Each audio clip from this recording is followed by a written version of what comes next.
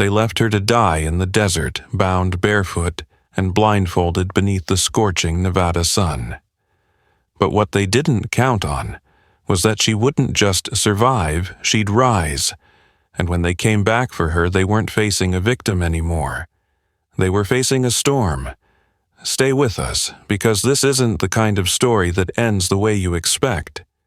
They left her in a place where even the sky forgot how to be kind.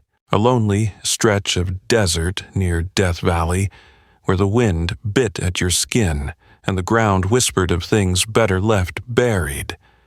There was no mercy in the Mojave sun, and even less in the hands that had tied her wrists, blindfolded her with rough burlap, and walked away without looking back. They didn't bother with last words or warnings. In their eyes, she was already gone. No shoes, no name spoken. Just a figure crumpled under the weight of heat and silence. The desert wasn't a grave. It was a test, and they thought she'd fail. But they didn't know her. They didn't understand what can live in a woman who's been told one too many times that she's nothing. They thought she would wither and blow away, become dust in a forgotten place. What they didn't count on was that pain, when left too long under the sun, doesn't disappear, it becomes fire. And Ruth Calder, broken as she was still, had embers burning inside her. Elias Monroe wasn't a hero. He never claimed to be. He'd buried too much, seen too much, lost too much.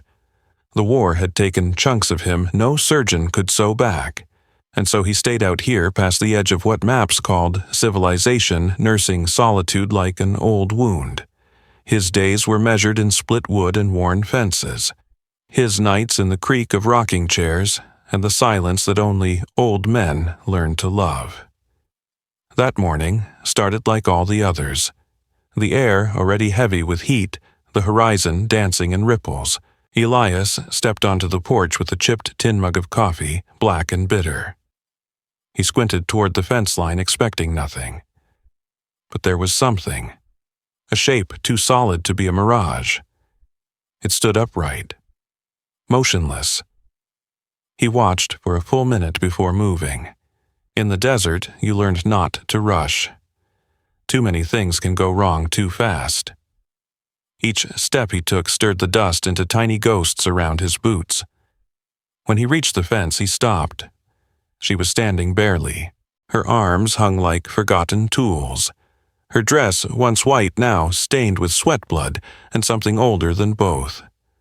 Her head was covered, but not gently. The sack was pulled tight to the knot behind her neck, full of hate. Her legs trembled, but she didn't fall. She hadn't yet. Elias didn't speak. He just stepped closer, hands rough but careful. He worked at the knot like it might explode, fingers slipping over coarse fibers until it loosened. The sack fell. Her face sunburned, cracked at the lips. Dirt streaked across cheeks once soft. And those eyes, red-rimmed, wide open. Still. She didn't gasp or cry. She didn't look relieved. "If you're going to leave me too," she said, voice raw and flat. "Just say it now." It wasn't a question. It was a line spoken so many times in her mind it no longer needed punctuation. Elias looked at her then, down at his hand, and offered it without words. She stared at it. Suspicious, cautious, like he might strike instead. Then slowly, she placed her fingers in his. He didn't smile. He didn't speak.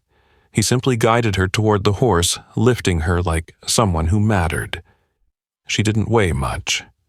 Barely more than the saddle. She leaned into his shoulder as he mounted behind her, not out of trust, but because she had nothing left. The ride home wasn't long, but it was quiet. Not awkward or empty. Just quiet in the way that sometimes feels like prayer.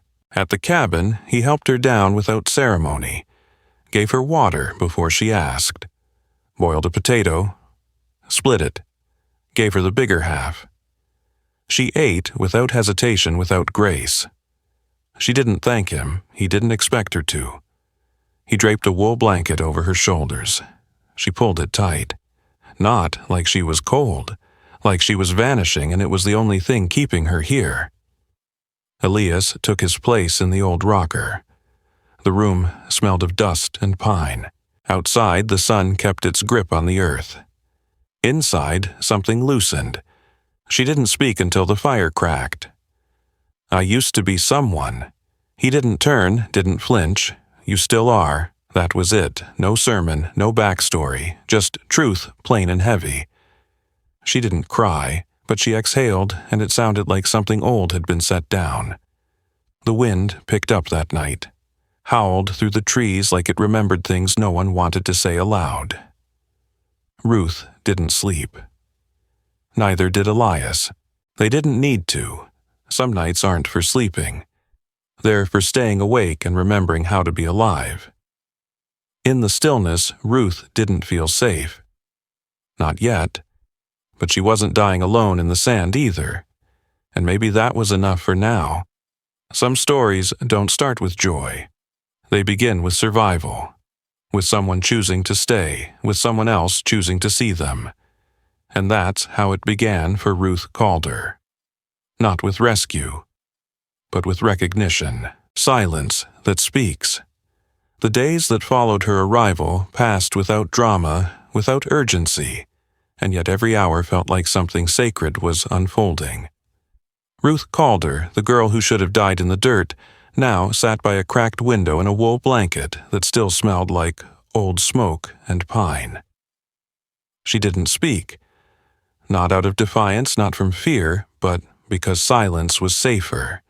Silence had been her shield in places where words only brought more pain. Elias Monroe, a man seasoned by war and solitude, knew better than to poke at wounds that hadn't scabbed over. He moved around her like she was both guest and ghost. Each morning, he'd split wood, check the fence lines, boil eggs, and pour 2 cups of coffee, one for himself, one left untouched on the table beside her. It wasn't an invitation, it was an offering. And in time, that quiet routine became something like language. Ruth began responding in small ways. She folded the blanket neatly when she left the chair. She drank her water down to the last drop. She walked slowly from window to door, and back fingers trailing over the rough wood as if memorizing the space. One afternoon, she found a stump out back where the sun caught just enough breeze to keep it bearable. She sat there for an hour watching the wind toy with a strand of barbed wire that had snapped loose from the post. It made a high singing noise as it swayed. That sound, she would later say, reminded her that not all sharp things are silent. At night, she started writing. Nothing long, just words on scraps of brown paper. Her name, the name of someone she'd lost, a date that meant something. She didn't explain, she didn't have to. Elias saw them on the windowsill one morning and left them where they were. He knew silence. Had lived in it since the day his brother didn't come home from Shiloh. Had learned it wasn't emptiness, but memory compacted so tightly it could crush a man. He respected hers the way he respected the desert, never underestimating the damage it could do. One morning, without preface, Ruth spoke. Just 2 words. My name. Elias looked at her, nodded once. Say it. Ruth Calder. She said it like it was both a truth and a dare. That evening, she ate an entire potato. Not quickly, not hungrily, just thoroughly. When she was done, she cleaned her tin plate and left it where it belonged. She began exploring the land around the cabin in slow circles, first 10 feet out, then 20. By the end of the week, she found the old well past the cottonwood still covered, still useful. She stood beside it for what Elias guessed was close to an hour. When she came back, her hands were muddy, but she was humming just under her breath, a sound barely real. She stacked rocks by the cabin, small ones first, then larger, a cairn without a purpose. Elias watched, waited. Finally asked, "What are you building balance?" She replied. Then turned away before he could ask anything more. One morning, she picked up a spoon from the drawer, walked into the weed-choked patch that used to be a garden, and began digging. no gloves, no plan. Just digging like the earth might hold something she'd lost. Elias brought her a shovel the next day and didn't say a word. In the evening, she sometimes sat near the fire, but never quite in its glow. Her fingers traced circles in the dust. Once he realized they weren't random. They were constellations.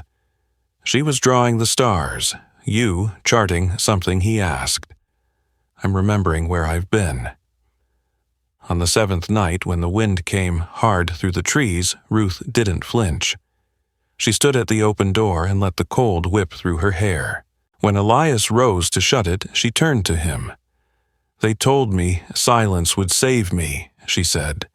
But it didn't, it just made me disappear. You're not invisible now, he answered. You're just quiet. And then something happened that surprised them both. She laughed. Soft and short, but it was a laugh just the same. The kind of laugh that sounded like a wound opening, but also like breath returning. The next morning, Ruth was up before Elias. He found her on the porch, sweeping. Not well, but sweeping. She tied her hair back with a strip of flannel she'd found in an old drawer. Her sleeves were rolled, her fingers bruised, but working. She didn't say good morning, and neither did he. But she placed 2 cups on the table that day, and both were full. Later, she knelt in the dirt by the leaking pipe near the fence. Elias watched from a distance. She dropped a handful of seeds into the damp soil. He didn't ask what kind, didn't want to disturb the spell. That night, as the stars came out and the air cooled, Ruth stood in the doorway. She was holding a fork, though there was nothing to eat. It was just something to hold something to keep her steady. If I stay, she said, do I become a ghost too? Elias, still on the porch, looked at her like she mattered. No, he said. You become the reason this place ain't haunted anymore. She didn't smile, not right then. But she didn't look away either. And in the soft dark of a desert that remembered every footstep, something ancient and tender passed between them. By the time they turned in that night, the wind had settled. The house, once a place of hollow echoes, now held the shape of something lived in. Silence hadn't left, but it had changed. It wasn't armor anymore, it was space. And Ruth, still healing, had begun to fill it. It started with a tremble in the earth, too light to be called a quake, but enough to unsettle the soul. The wind had stilled that morning, which was strange in itself. Even the desert birds didn't call. The silence outside the cabin wasn't peaceful. It was a silence that listened. Ruth felt it before she saw it. Something in her gut twisted a memory, surfacing with no invitation. She sat at the small wooden table, stitching the hem of an old shirt Elias had torn on a nail. Her fingers, which once trembled constantly, moved with purpose now. But they stopped suddenly, needle in air. Her head turned, eyes fixed on the window. A shape on the horizon. Dust rising where there shouldn't be any. Elias saw it too. From the porch, with a mug of cold coffee untouched since dawn, he stood slowly. His joints ached with the coming storm, but it wasn't rain they had to worry about. He knew that kind of dust, the kind that moved with intent. Riders. 3, maybe 4. Moving in a straight line. Not the lazy trail of traders or neighbors. These men were coming with names in their mouths. But they weren't coming to ask, they were coming to take. Ruth stepped outside, her face pale but firm. They've found me. Elias didn't ask how she knew. Some truths live in the skin. He nodded once and reached for the shotgun he hadn't touched in months. It still hung over the fireplace, clean and loaded. She didn't run. That surprised him. She stood beside him on the porch, arms folded, watching the dust draw closer. Elias thought of asking if she wanted to hide, but when he looked at her, he saw something deeper than fear. Resolve. Whatever had been shattered inside her had started to reassemble into steel. The riders slowed as they approached. 4 in total. The one in front wore a black coat. His boots polished his face too clean for the desert. His name was Clayton Briggs, though he hadn't offered it. He didn't need to. Ruth's eyes told the story. The others were rougher, harder men. One had a crooked nose, the kind that never healed right. Another clenched a toothpick between yellow teeth, the kind of man who always looked like he was sizing someone up. The fourth, silent and broad-shouldered, had eyes like rain cold, but not empty. "We're looking for a girl," Briggs said. "Red hair, about yay tall. Walks like she's hiding something." Elias didn't flinch, didn't blink. "Name's Ruth," Briggs added. "She left something unfinished." "Maybe you've seen her." "I ain't seen anyone like that," Elias said slowly, voice steady as stone. Briggs smiled, but it didn't touch his eyes. "She was paid for. Promised. Now I don't blame her for running. Happens sometimes. But she belongs to someone. And we've come to collect." At that word, belong, Ruth's jaw tightened. She didn't speak, but her entire body leaned forward like a drawn bow. Elias took a step forward. "She don't belong to you, or anyone." Briggs tipped his head. "She's brought trouble. That don't bother you. I reckon trouble's the one that followed her, not the other way around." The crooked-nosed rider snorted. "You'll regret this, old man." "She's cursed," Briggs added louder now. "You keep her around, you'll lose everything. Seen it happen. Men get too close and ruin follows." Elias's fingers curled around the shotgun.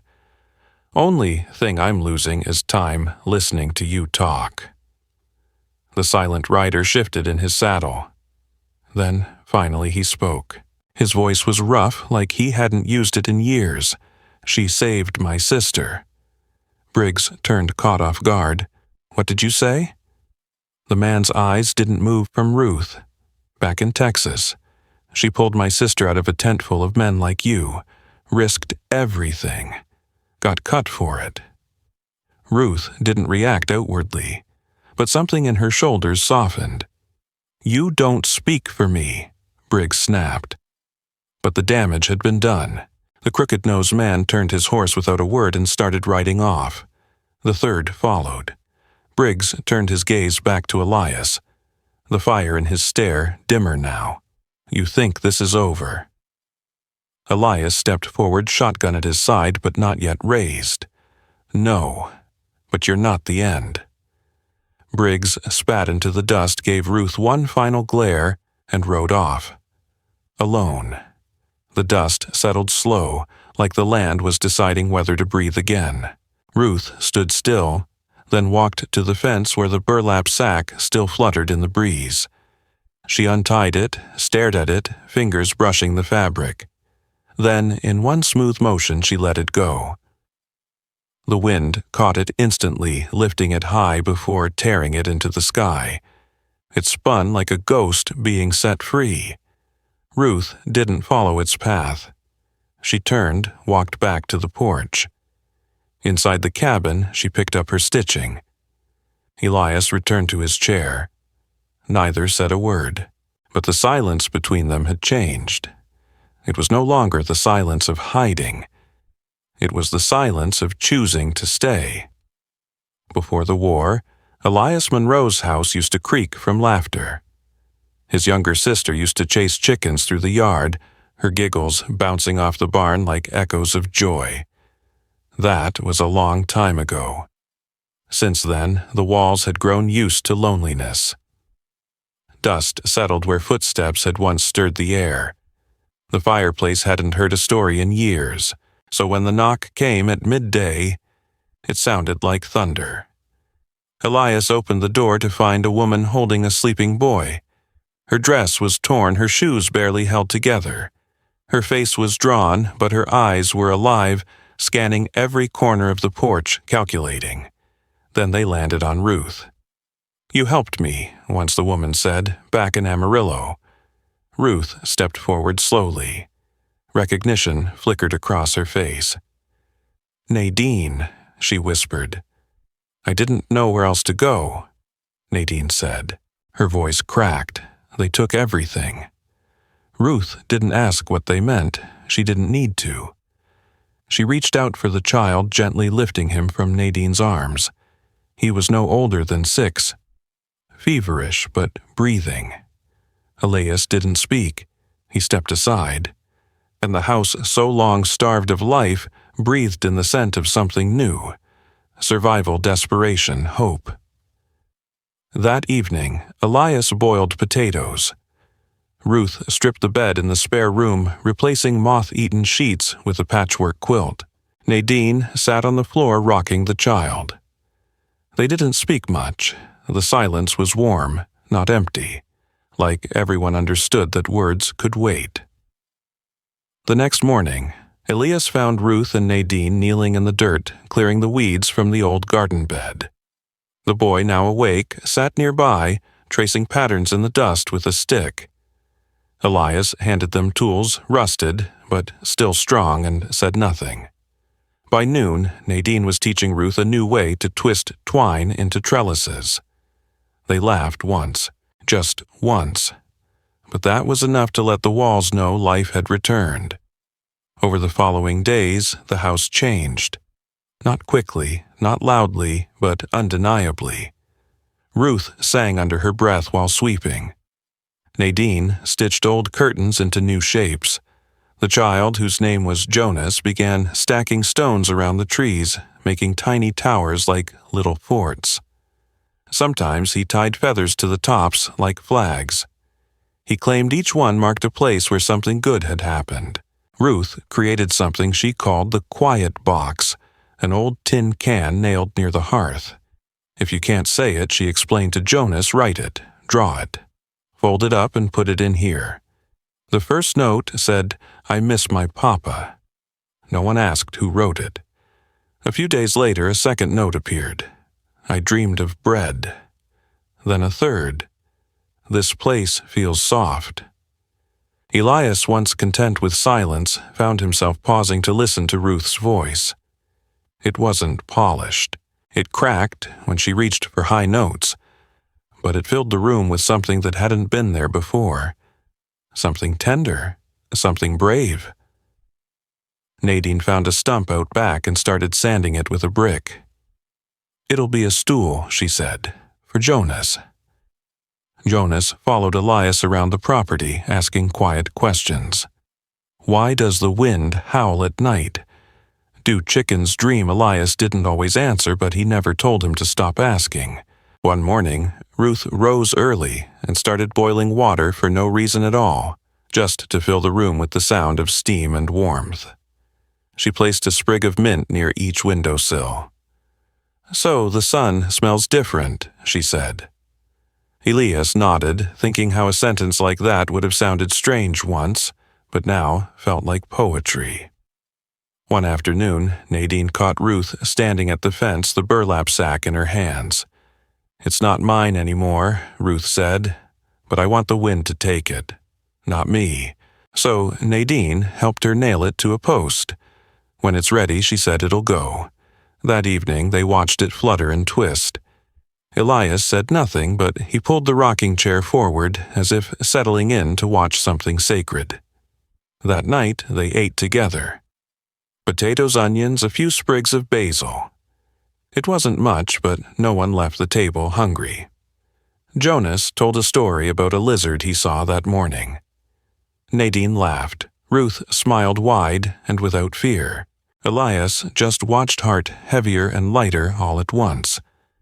Later, when the stars came out, Ruth sat by the fire, brushing her hair. Elias sat beside her watching the flames. "This place doesn't feel haunted anymore," she said. "That's not the house," he replied. "That's you." Ruth looked at him. "Do you think I'm still broken?" Elias shook his head. "I think you were never meant to bend." And in that moment something shifted, not just in the house but in the air, as if the desert itself had taken notice, as if even the wind had paused to listen. The next day, Ruth found Jonas outside drawing stars in the dirt. She knelt beside him. "What's that one?" she asked. "That's you," he said. "And that's Mama, and that's Mr. Elias." Ruth blinked. "Where are we going?" He smiled. "Nowhere. We're already here." And just like that, the old rancho had a new map, one drawn not in ink but in love, in staying, in breath. A place not of escape but of returning. The house had changed, but not because of new walls or windows. It had changed because someone stayed, and someone else believed it was safe enough to come home. The morning the storm came, the sky was too quiet, the kind of quiet that makes the hairs on a man's arms rise. There was no wind, no rustle through the cottonwoods. Even the birds had left the sky alone. It was as if the earth itself was holding its breath. Ruth stood out by the fence, her arms folded across her chest, watching the spot where the burlap sack had once hung. For days it had fluttered, then frayed, and finally disappeared, carried off by the same wind that had once tried to erase her. But today she was still. Her body cast a long shadow over the earth, not like someone hiding, but like someone daring the past to find her. Inside, Nadine boiled water for coffee, while Jonas slept curled at her side. Elias sat on the porch with his shotgun across his knees, not yet ready to use it, but not ready to ignore the warning in his bones either.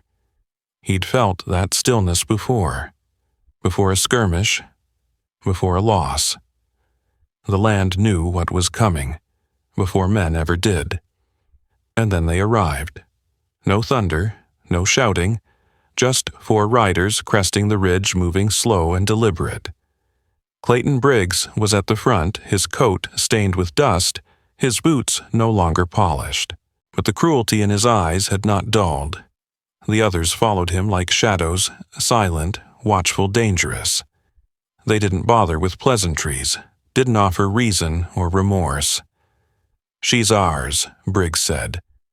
Elias didn't stand. He didn't need to. "She's not a thing to be claimed."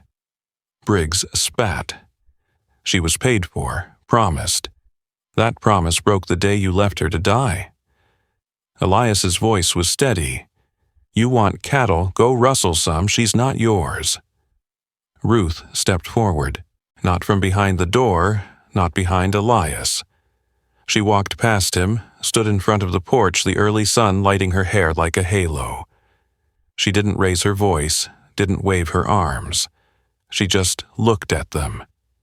"You told me I'd bring ruin," she said, "that any man who helped me would be cursed, that I was marked, branded with your hate, and still here I am." Briggs narrowed his eyes. "You think because you planted flowers and played house that you've changed anything." She smiled faintly. "I didn't need to change the world. I just needed to stop letting yours define me." The 4th rider, the silent one, shifted in his saddle. His eyes found hers, and something there broke. Shame, perhaps, recognition. His voice, when it came, was softer than expected. "She saved my sister." Briggs turned on him. "You shut your mouth." But it was too late. The men glanced at one another. The bond of fear, long held tight, was fraying. The 2nd rider turned his horse and rode off.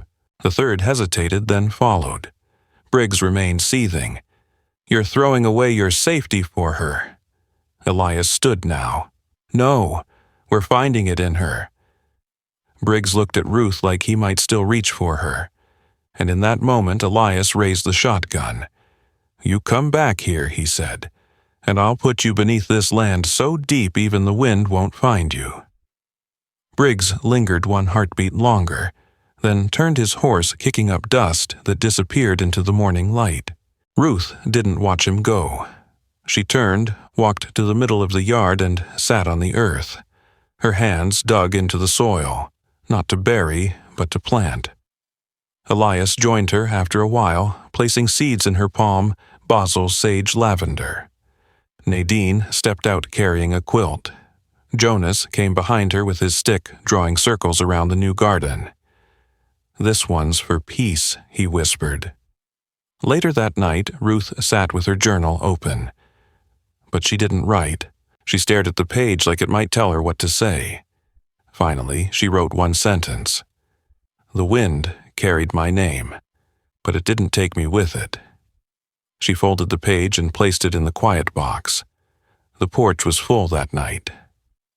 Nadine mended a shirt by lamplight. Jonas hummed to himself, arranging pebbles by color. Elias carved a piece of driftwood into the shape of a feather. Ruth sat between them, her hand resting on the quilt spread across her knees. "This place feels different now," she said. Elias nodded. "That's what happens when folks stop running." She looked up at the stars. "I didn't think I ever would." "You didn't need to," he said. "You just needed to stop hiding." There was no celebration, no parade. But the fire burned low and safe. And for the first time, the house didn't feel like a place they were passing through. It felt like a place that had chosen them. The next morning, Ruth took the feather from the window and placed it beside the lavender sprout. "Let the wind carry something else this time," she said. Then she smiled. And the land, as if satisfied, let the breeze return. By the end of the week, Ruth began building something new. Not out of wood or stone, but out of memory. She showed Jonas how to make small jars out of clay, setting them on the windowsill to dry. She filled one with dry lavender and set it on the hearth, calling it a jar for staying. In the evening, she wrote more in her journal. Notes for the garden, memories of her sister, dreams she never thought she'd dream again. Nadine started sewing small flags from fabric scraps, hanging them along the rafters like prayers. Elias quietly began repairing the back barn for the first time in years. One afternoon, Ruth returned to the place she had once been left behind. She didn't speak of it. She just came back with a rock in her hand, smooth heavy. She placed it in the center of the garden, a reminder, she told Elias, of what he asked, that even things meant to break us can be used to grow something new. Ruth's story is not one easily forgotten. It doesn't rush or scream. It whispers its truth in quiet acts of resilience and steady moments of growth. Her journey began not with triumph, but with silence. Abandoned in the unforgiving wilds, treated as less than human, she bore wounds deeper than the skin, and yet she endured. What unfolded wasn't a tale of vengeance or grand rescue. It was a story of rebuilding from inside out, from broken pieces, from things meant to be discarded. She arrived at Elias's rancho not as a guest, but as a remnant of pain and survival. And in a house where silence once lived, her presence began to shift everything. The quiet turned from heavy to healing. What was once just a cabin in the dust became a sanctuary, not only for Ruth, but for Nadine, for Jonas, and for Elias himself. They didn't set out to form a family, but that's what happens when people choose care over convenience. The weight of Ruth's past never vanished, but it was no longer the only story told. She planted not just herbs in the garden, but hope in the hearts around her. The small acts, sweeping the porch, stitching old fabric, teaching a child to shape clay, became sacred binding threads of a new life. Every person who stepped through the rancho's doors brought a piece of their own pain, and somehow in the stillness, those pieces began to fit together. When Briggs returned, bringing with him the ghost of ownership and cruelty, the old Ruth might have cowered. But this Ruth, this woman who had learned the texture of dignity, stood tall. Not alone, but supported. The showdown didn't need bullets. It needed truth. And Ruth's truth, simple, unyielding, was enough to unravel the fear that once held men captive. In the end, it wasn't the threats that lingered. It was the peace that followed. Ruth didn't destroy what haunted her. She outlived it. She outgrew it. And in that act, she gave others permission to do the same. The lesson here is not just about surviving trauma. It's about what comes after. The real power in Ruth's journey is not that she lived, it's that she lived well. She didn't let her pain define her future. She refused to let the worst thing that happened to her be the last thing.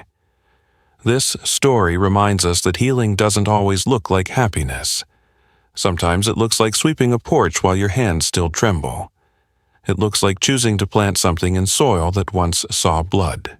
It looks like holding space for others, even while you're still learning to breathe again. And what of Elias, a man who thought he'd seen all there was to see?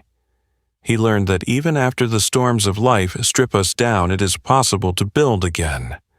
Not grandly, not perfectly, but truthfully. His strength wasn't in saving Ruth, it was in standing beside her and choosing compassion over comfort, silence over judgment. Nadine, too, showed that survival carries many faces. Her quiet kindness, her presence without condition taught us that rebuilding is often a communal act. It requires time, space, and hearts willing to witness each other without needing to understand everything. And little Jonas, in his innocence, proved that children don't just receive healing, they participate in it. Through laughter, routine, and simple art, they remind us what normalcy can look like after chaos. If there's a lesson to take from Ruth's journey, it is this: your past may shape you, but it does not own you. You are not the things done to you. You are not your scars or your silence. You are the garden you choose to grow, the peace you plant with your hands, the songs you dare to hum when no one else is singing. In our own lives, we all carry burdens, grief, shame, regret. We all have chapters we don't read aloud. But Ruth's story reminds us that we are more than our pain, that healing is not a one-time miracle but a slow and sacred process. It happens in the quiet. It happens when we show up for ourselves, for each other. It happens when we make space for what was broken to become beautiful. Let this be a reminder it is okay to start again. It is okay to grieve and grow at the same time.